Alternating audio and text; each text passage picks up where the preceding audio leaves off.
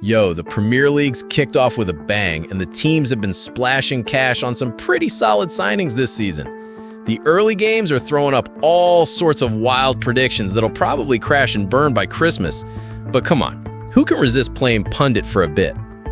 New faces are rolling into lineups like they own the place, strutting with the swagger of someone cracking open a fresh pack of crisps. Some are already proving their worth, while others are still puffing out hot air. But one guy we haven't properly dug into yet is Liverpool's shiny new striker. This dude's been tearing it up in his first few games, looking like he was born to wear that red jersey at Anfield. So who is this French prodigy? Where'd he come from? It's like Roberto Firmino and Didier Drogba had a secret collab with a guest verse from Thierry Henry. And most importantly, what's his future in the Premier League looking like? So let's talk about Hugo Ekitike, born June 20, 2002 in Reims, France. Would have been cooler if it was February. Then his birthday would have been a palindrome too, just like his name vibes.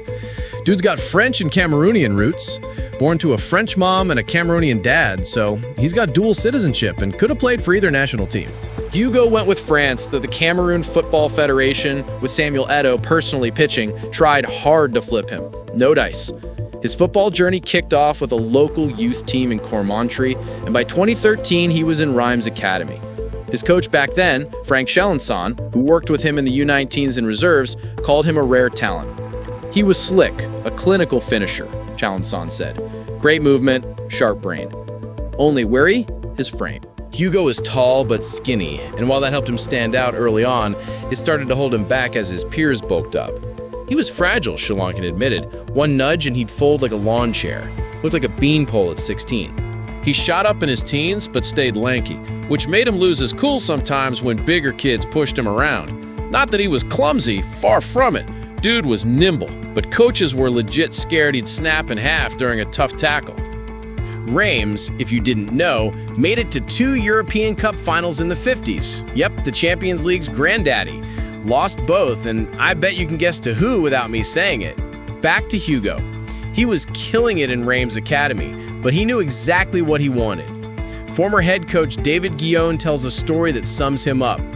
To reward his youth team hustle, Guillon invited him to train with the senior squad just to give him a taste of the big leagues. When Hugo didn't see his name on the matchday roster, he was genuinely shocked. Like, why am I not playing? That's Hugo for you. Zero patience, all confidence. It's his biggest strength. He knows his worth and sets sky-high goals without a shred of doubt.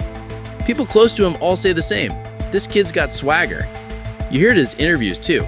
Each one's like a mini manifesto, laying out his big dreams loud and clear.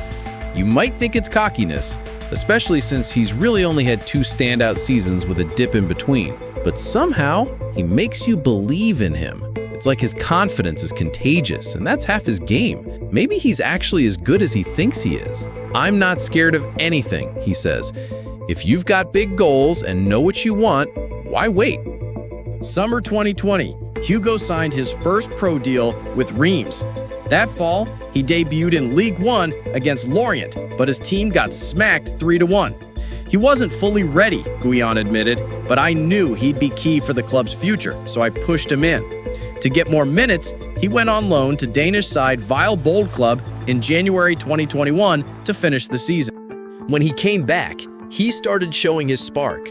On September 26, 2021, he came off the bench against Nantes, bagged a brace, and helped Reims win 3-1. By winter 2022, England was calling. Yep, Newcastle United. They made a serious offer, and the deal was close.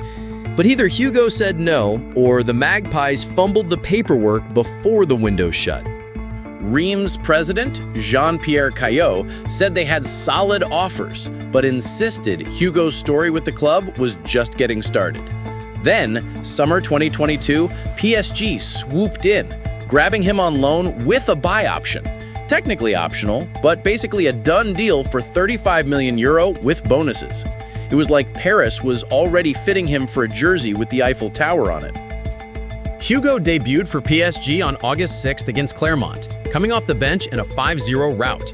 On October 1, he got his first start against Nice at Parc des Princes, winning 2-1. 10 days later, he got a taste of the Champions League against Benfica, subbing in for a 1-1 draw.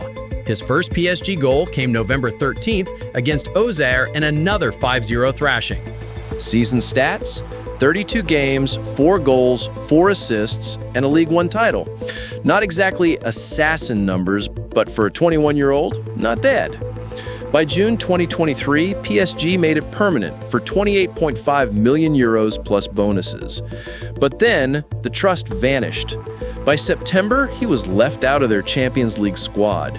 For many, the best thing Hugo did at PSG was leave. Sure, he pocketed a League One medal, but the spark he had at Reims? Nowhere to be found. The first half of the 2023-24 season under Luis Enrique was a nightmare. 1 game, 0 goals, even after Messi and Neymar left. Hugo says he doesn't regret it. "I don't dwell on mistakes," he said. "They were part of the process." On February 1st, 2024, Hugo took a one-way ticket to Germany, joining Eintracht Frankfurt on loan. 2 days later, he debuted against Köln. It wasn't smooth sailing at first. Out of form and rhythm, he struggled to make an impact in the Bundesliga. German paper Bild dubbed him Mr. No Goals until he finally scored in April. But extra training started paying off. "He needed time to get fit and adjust to our style," said Frankfurt veteran Sebastian Rode. "When he arrived, he said he couldn't waste time like he did in Paris. That stuck with me. He knew what he wanted and was hungry to prove it. It took months, but Hugh got better every game." Frankfurt triggered his €16.5 million buy clause and signed him until 2029. The very next day, he proved it was worth it, smashing a long-range banger against Bayern Munich, even though Frankfurt lost 2-1. Alongside Omar Marmoush, he formed a lethal attacking duo. The season ended with a bang. 15 goals in the league, 3rd place for Frankfurt, a Champions League spot, and a place in the Bundesliga's team of the season. From PSG's benchwarmer to a leading man, talk about a glow-up. On July 23, 2025, Hugo became a Liverpool player. The deal? Up to 95 million euros, 80 million up front with 15 million in potential bonuses. If all conditions are met, it'll be Frankfurt's record sale, topping Randall Kolo Muani's move to PSG. Newcastle tried again with a 75 million euro bid, but Hugo made it clear, Liverpool or bust. He signed a 6-year deal until 2031. So what makes Hugo special, and what have we seen so far? First off, let's clear this up. He's not your typical center forward. Check his heat maps from Frankfurt and you'll see he roams the final third like a free spirit. Sure, he's got that striker's ego, confidence, and nose for goal, but his expected goals, XG in Germany, took a hit because he was shooting from everywhere. Still, his play style screams winger. He loves open spaces, darting with the ball to create danger. His goal against Bournemouth? Pure Hugo. Dropped deep to make space, then sprinted into it. Shout out to Florian Wirtz, too, whose movement pulled the defender away. Don't be shocked if Liverpool signs someone like Alexander Isak and shift Hugo to the left. He can play there. Will it mess with their attack shape? That's another question. Second, Hugo's a team player. Yeah, he's all about scoring, but he's just as hyped to set up plays. Some fans online say his movement reminds them of Roberto Firmino. Let's pump the brakes. Firmino's a legend, and that's a big comparison. Bobby used to drag center backs out of position to free up wingers or create triangles on the flanks, not to mention his pressing genius. Hugo, though, drops deep to join Liverpool's chaotic attacking flow. He's bulked up too, so he can hold his own in duels or win headers. What's Arne Slot building at Liverpool? Here's our take, and yeah, we can't read the Dutchman's mind, so this is just a theory. From these early games, Liverpool's attack, not just the front three, but everyone involved, looks like it's morphing into this unpredictable, shapeless blob. Players pop up anywhere, creating chaos for defenders. There's no counter to it, but it demands insane chemistry and skill to spot teammates and make the right pass. We're only seeing sketches of this style so far. New wingers and guys like Wirtz are still adjusting to the pace. Hugo, with his skills and fearless mindset, fits this bold experiment like a glove. I can do so much more, he says. I know I'll get better.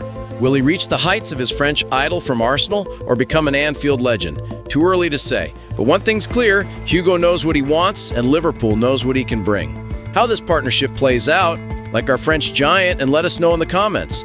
Could Hugo work with Alexander Isak, who has joined Liverpool? See you next time.